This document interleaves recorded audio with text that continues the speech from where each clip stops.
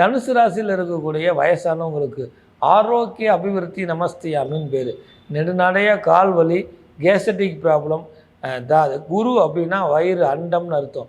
வயிறு சம்மந்தப்பட்ட உபாதையில் பாதிக்கப்பட்டவங்களுக்கெல்லாம் விமோசனம் கிடைக்கக்கூடிய அற்புதமான அமைப்பு. தன்னுடைய மகனுக்கோ மகளுக்கோ திருமணம் பண்ணி பார்க்கக்கூடிய அமைப்பு.